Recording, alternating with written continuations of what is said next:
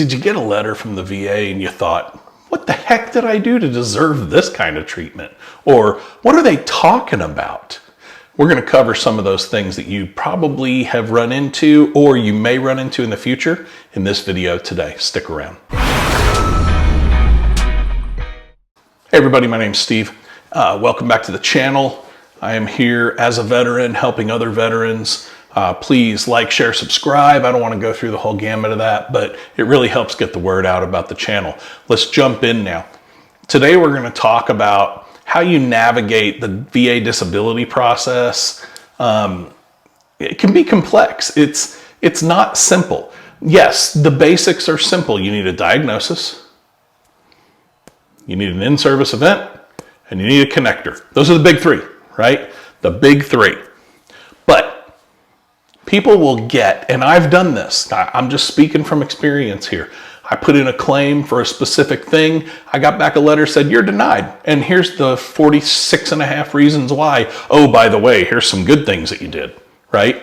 I've got those and I've lived through them and I've been past those now.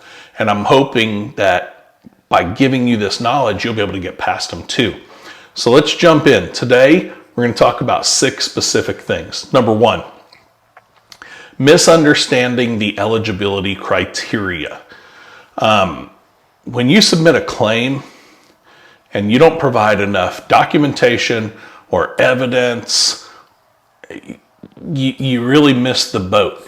And the best way to learn about your eligibility criteria is through reading the 38 CFR. I hate even saying it because it is a dull manual, but it tells you every bit of criteria for each level of each disability that's available to you. 38 CFR, there's a link to it. If you go to my main channel, my main YouTube channel, there's a Linktree link in my description, my profile description. Click on that. It'll get you directly to the 38 CFR from there, and you'll be able to look these things up. Also, understanding what you truly are eligible for is a big deal. So if you feel like you have a diagnosis and you can connect it service related, go read the 38 CFR, go visit a VSO, bring all your documentation with you. Let's see if we can get that taken care of, right? Number 2, misinterpretation of the rating system.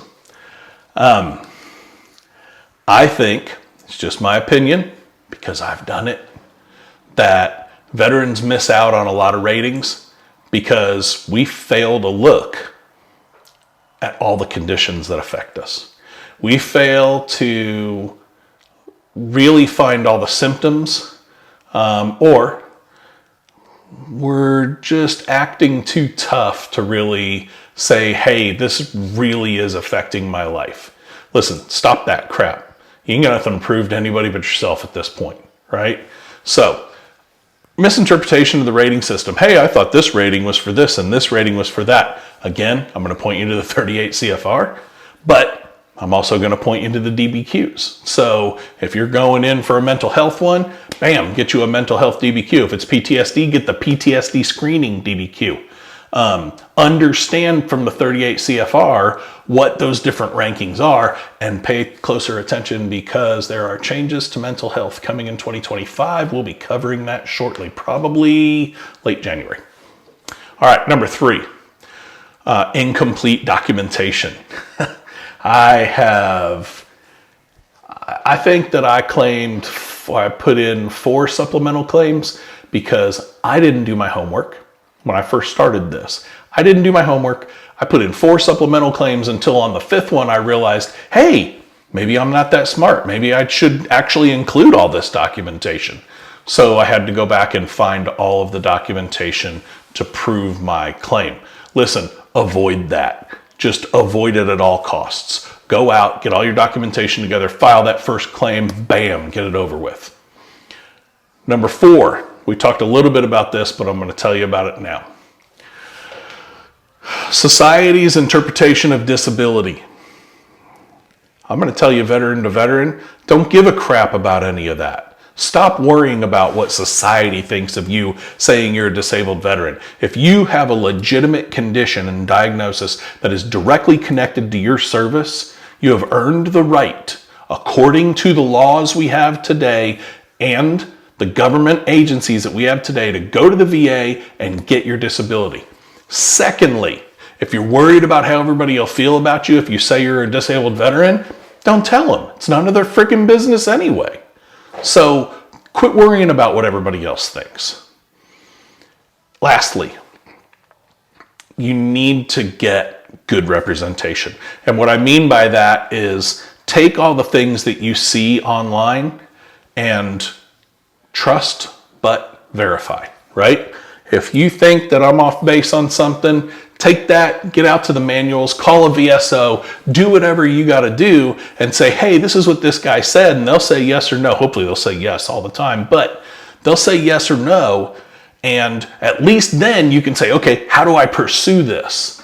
And if you get a quality VSO, you don't need to hire necessarily an attorney unless your case gets extremely complex, right? Now, I have had an attorney. I hired a law firm at one time, okay? I don't want to discourage you from doing that, but I want to encourage you to get as much done on your own as possible. And most people, if they stick and they can get the big three, will always get their claim taken care of as long as it matches up. 38 CFR, DBQ for your C&P exam, and then all your documentation. Bam! There's no question you'll get it. So, what are my recommendations for you? Number one, educate yourself. Obviously, 38 CFR, DBQs.